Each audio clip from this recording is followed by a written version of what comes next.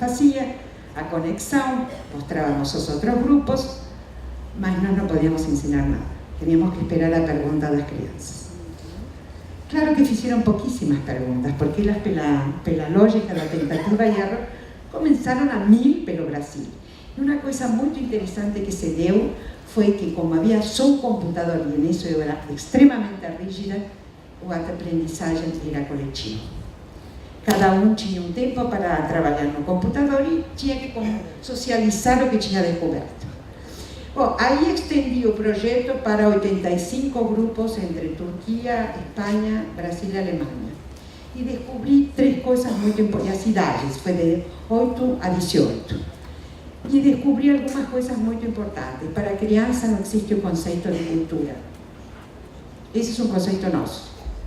A criança pensa que está longe ou que está perto.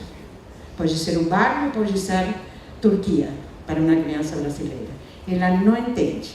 Segundo, as crianças, tem um pensador que foi Vygotsky que fala da zona de desenvolvimento proximal, onde a criança tem seu potencial que permite que ela queira aprender algo, mas é ajudado por um mais velho, ou alguém, mas sempre alguém mais velho.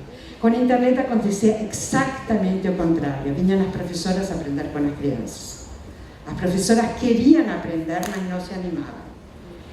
A criança não tem medo e, portanto, de 2002 que começou o projeto, a 2002 começou o projeto, não era 2004, 2004 foi em outro janeiro.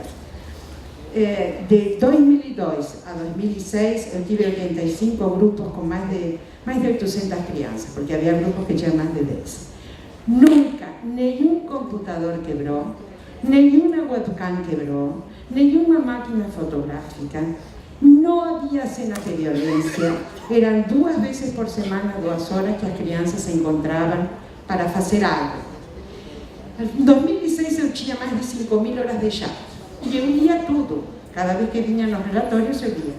E sabem do que me di conta? Que as crianças informavam e descreviam, mas ninguém contava, ninguém narrava. E tem um autor que eu gosto muito, que se chama Walter Benjamin, que ele fala que depois da Primeira Guerra Mundial, os soldados voltavam sem poder contar, sem poder narrar. Eram vivências tão terríveis que eles não sabiam como narrá-las.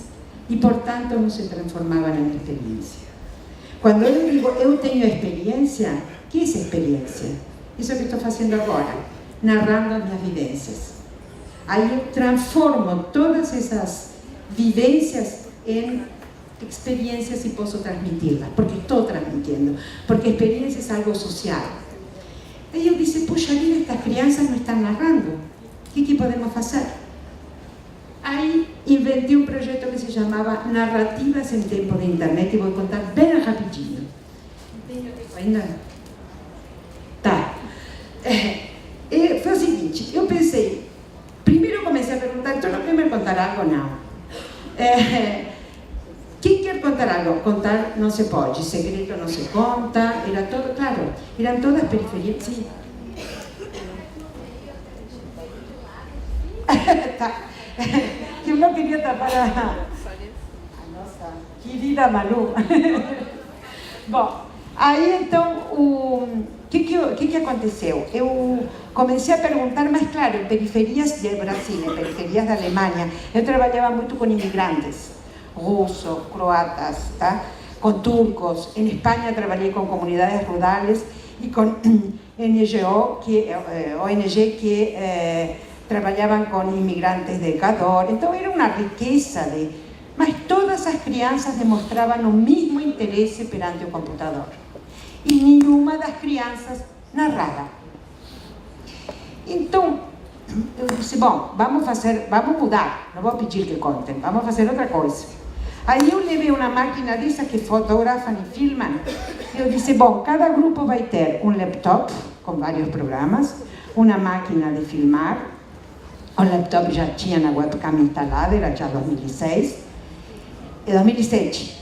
E vamos fazer o seguinte, eles vão ter que me contar que foto eles gostariam de tirar. Então chamamos a foto desejada, que fosse possível.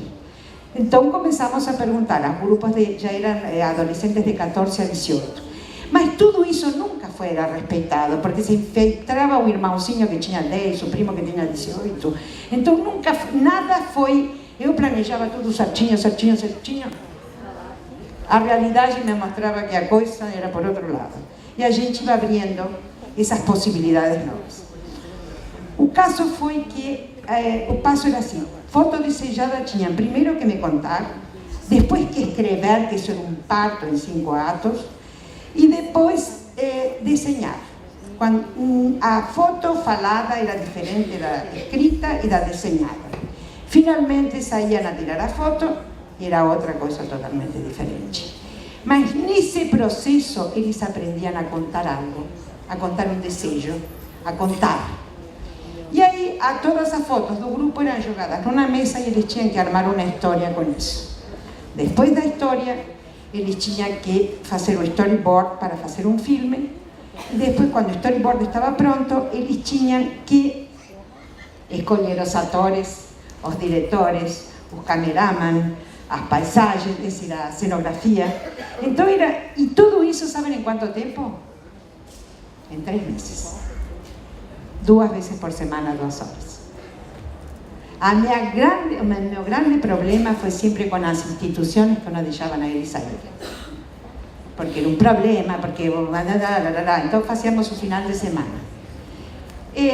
Isso me mostrou que quando começava o projeto, sobretudo eu vou contar aqui do Brasil, que é mais perto da realidade de vocês, mas, por exemplo, na Alemanha também nos aconteceu. Todos, de 14 a 18 anos, salvo raras exceções, foram mais de 120 crianças, queriam ser jogador de futebol, traficante, piloto de Fórmula 1, ator de telenovela, eram as 4 profissões. As meninas eram a namorada do traficante, modelo, etc. Quando terminava o projeto, depois de só 3 meses, eles queriam ser médicos, bombeiros, advogados. Por que mudava o desejo? Porque pela primeira vez eles tinham desejos concretizados. Eu vou mostrar rapidamente um filme, porque senão vou tomar o tempo de meus colegas. Foi um projeto muito simples, durou até 2012. Neste momento, um doutorado de meu marido, que agora é doutor, está trabalhando com crianças refugiadas da Síria e Jordânia, que é uma forma de devolver a crianças muito danificadas a possibilidade de representar, que para mim é essa grande sacada da internet. Eu posso representar, eu posso criar, eu posso mostrar, eu posso ser vista e eu posso ver. Tá? Com todas as outras coisas ruins que queiram botar, se vocês aprendem a usar a internet para vocês, para ensinar a seus alunos, eu vou perguntar uma coisa, nesses projetos, desarmam os computadores? Busquem computadores velhos e comecem a desarmá-los. Ensinam a programar, eu acho que ele ensina, tá? Porque a primeira coisa que tem que aprender as crianças é a programar. Eles, neste momento, são consumidores de software. E têm que aprender a ser produtores de software. Entendeu?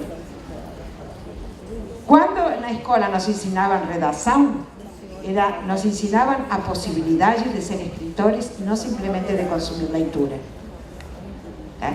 Eu acho que para os jovens ensinar a programar, eles aprendem rapidíssimo. Ele me estava contando que ensina a criança de 5 anos a programar. Eu não cheguei a essa parte, um dia eu vou aprender com ele. Porque agora já me esqueci, como estão com novos idiomas que eu já não domino. Bom, então eu vou passar um pequeno filme, foi feito em 2010 e se chama O Asa Dentista. E foi feito por crianças brasileiras, trouxe porque está falado em português. Os outros são difíceis. Mas antes eu quero mostrar rapidinho narrativas. Fotos de alguns grupos.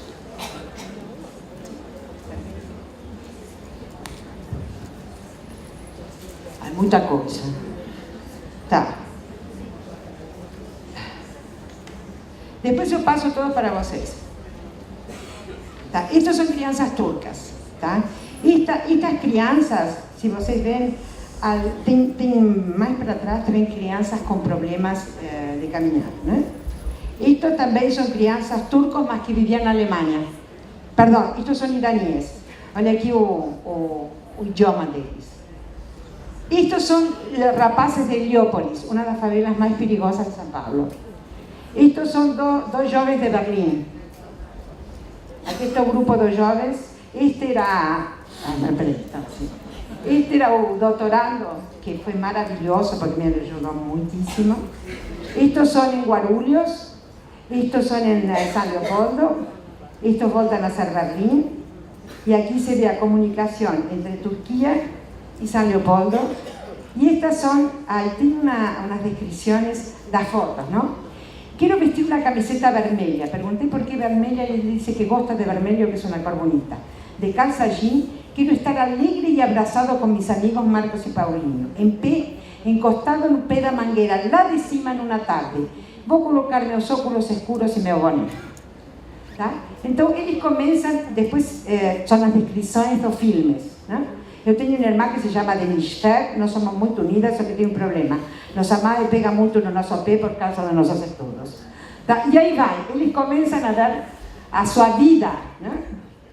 Sabe ela que prometendo muitas coisas para a gente, ela já prometeu levar a gente para o bosque, mas deixar a gente para o shopping dele, e para outros, menos para o Micareta, para o clube, etc. Tá, e aí vai contando. Estas são as fotos desenhadas em 2008 de Colônia. Istambul 2009. Vocês vejam que não há tanta diferença entre o que desenham crianças de uma e outra cultura, não? Estas são as fotos que eles começam. Parque Ociel, Guarulhos, San Sebastián. Este era o Parque Ociel onde a gente tinha um grupo. O táxi não queria me levar para a associação, eu tinha que descer, caminhar a pé toda essa lomba que no dias de chuva é um barral que eu conto para vocês. E aqui estão eles, quando começam, aí conseguimos um Passat, porque o sonho dele era ter uma foto num Passat. Aqui ele queria uma piscina, então se fabricou uma foto, são todas montagens que eles fizeram, não?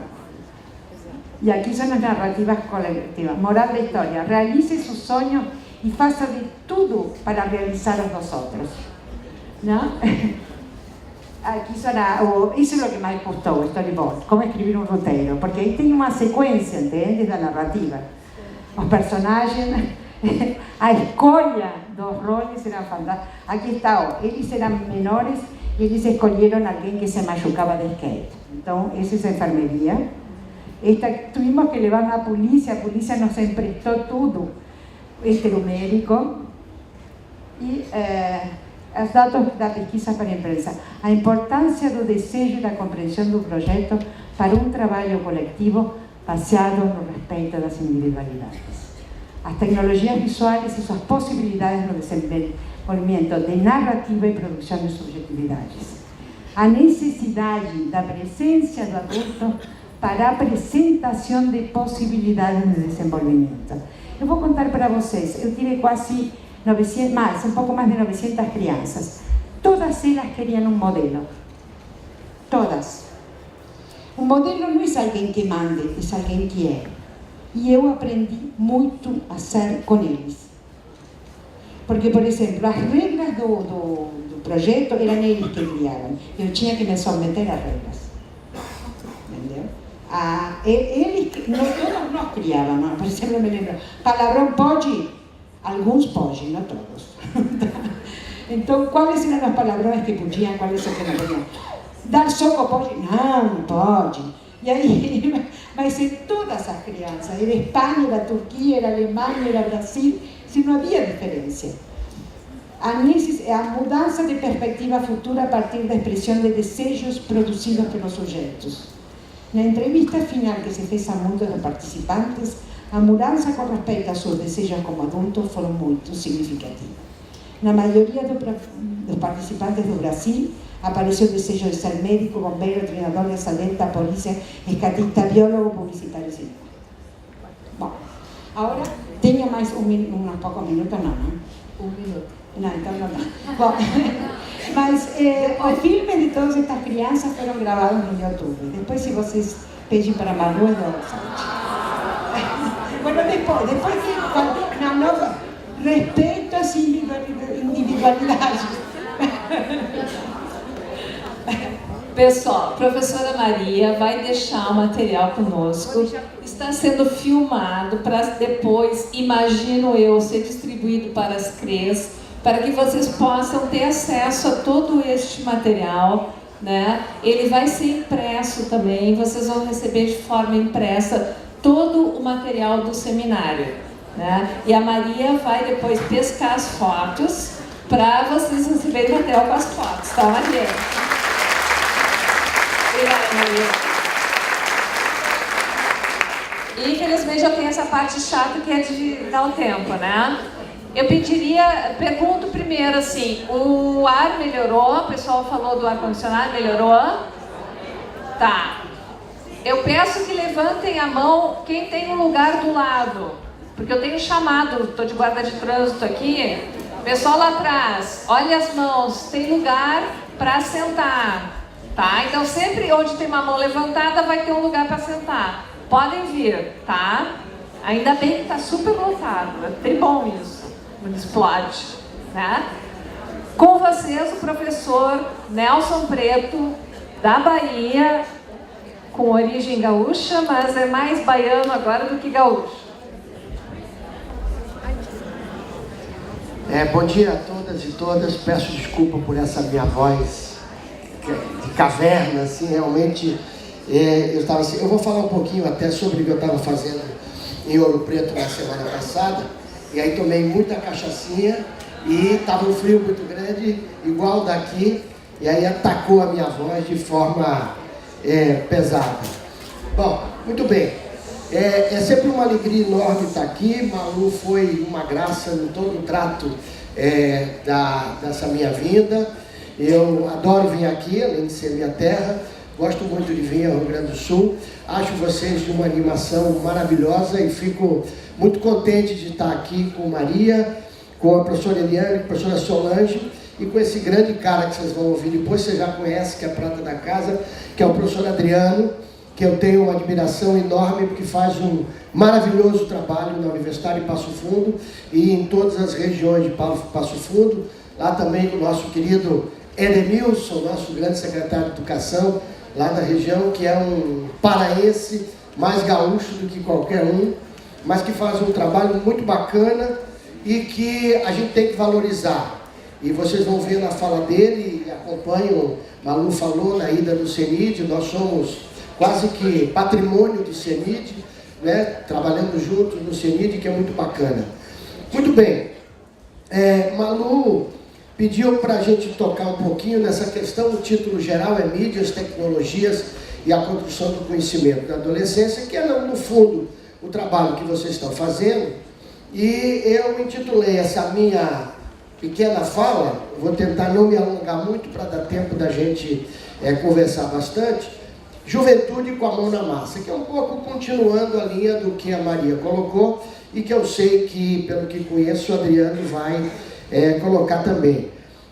Eu queria aproveitar também, não deixar de registrar que nós estamos hoje vivendo um momento muito especial, apesar de todos os problemas, por conta da aprovação ontem, finalmente, depois de 3 anos, do Plano Nacional de Educação, com, não podia deixar de ser, um adendo muito importante, é que ele é aprovado permitindo o uso de verbas públicas para o sistema privado, FIES, ProUni e coisas desse tipo.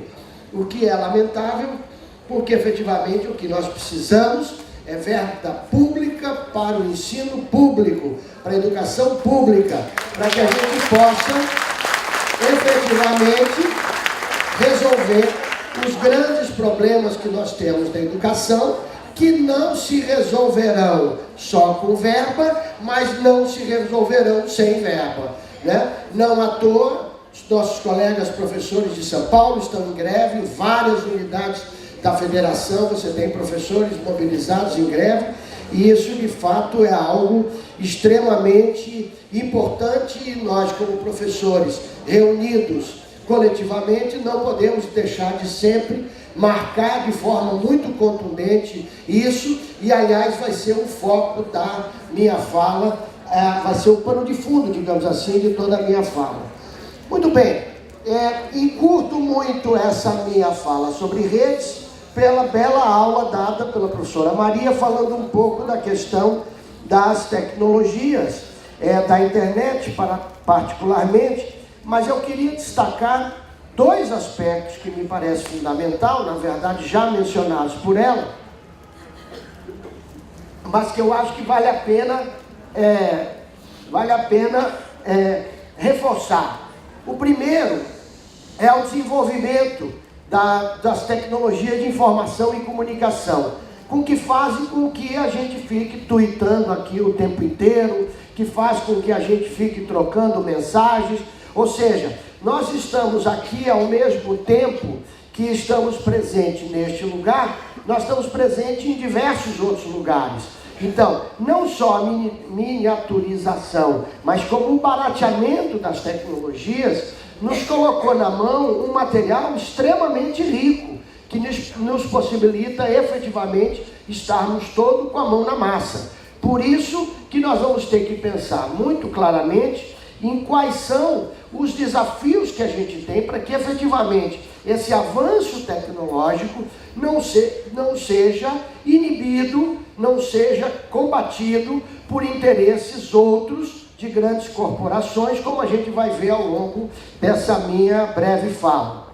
Um segundo aspecto que eu queria destacar, e aí na verdade tentando fazer um destaque da fala da professora Maria, é que observem que há algo de fundamental na internet e que às vezes a gente nem percebe de tão fundamental que ele é. A internet, quando foi criada, e o que ela é hoje, ela essencialmente é um instrumento de conexão de diferentes. Observem que cada um de vocês tem um aparelho, cada um de nós tem um aparelho com sistemas operacionais diferentes, eu só uso livre, certo? Seria muito bom se todos usassem isso. E, no entanto, nós nos falamos pela internet. Os caras, aqueles loucos que Maria se referiu, e eu já trouxe as imagens dele, daqui a pouco eu mostro, aqueles loucos não quiseram fazer aquilo que é o mais fácil, que é transformar o diferente no igual para poder se falar. Observe que cada um desses equipamentos aqui tem um tipo de sistema operacional e todos eles se falam. Então, a internet, essencialmente, do ponto de vista tecnológico, faz aquilo que para nós da educação é fundamental, que é valorizar a diferença e não transformar o diferente no igual para ir poder falar. Que aí é mole, né? Se a gente pensar exatamente a mesma coisa, não tem dificuldade a gente conversar. Agora, o difícil é a gente conversar com quem pensa diferente. Claro que eu não estou falando dos nossos alunos, né? Nem dos nossos colegas, porque aqui provavelmente nós temos 400 pessoas, 400 pensamentos diferentes. E o que é bacana é a gente conseguir dialogar entre nós e não simplesmente esperar que o outro fique igual a nós para que a gente possa estabelecer o diálogo. Então, claro, que aí a gente tem que entender claramente de que esta apropriação das tecnologias é uma apropriação que tem uma história. E essa história a gente precisa reviver. A apropriação da tecnologia, ela tem uma história e que o dia de hoje, particularmente, é um dia extremamente importante, porque vocês devem lembrar desta... Vocês devem lembrar destas imagens e desses filminhos, como este aqui, certo? Dá para apagar essa luz que fica melhor a imagem. Vocês devem lembrar essa imagem que tem 25 anos, isso hoje, 4 de junho, 25 anos, esse jovem chinês se colocou na frente desse tanque de guerra e conseguiu impedir, pelo menos por algumas horas, o massacre na Praça da Paz Celestial. esse evento, ele só teve a importância que teve para o mundo inteiro, obrigado, Léo, só teve importância aqui porque ele estava sendo transmitido ao vivo e a cores, aqui no caso está preto e branco, ao vivo e a cores, há 25 anos, de lá, diretamente da China, diretamente de Pequim. Então observe que esta é uma imagem marcante e significativa na história do uso das tecnologias. Mas esta imagem ainda era de um sistema que nós não nos apropriamos.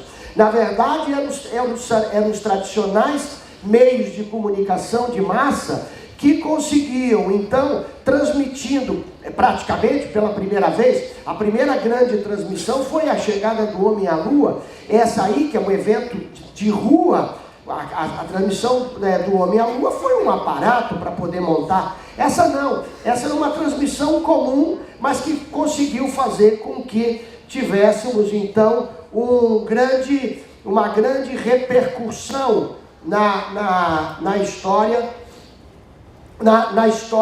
dos meios de comunicação e na história das lutas pela democracia.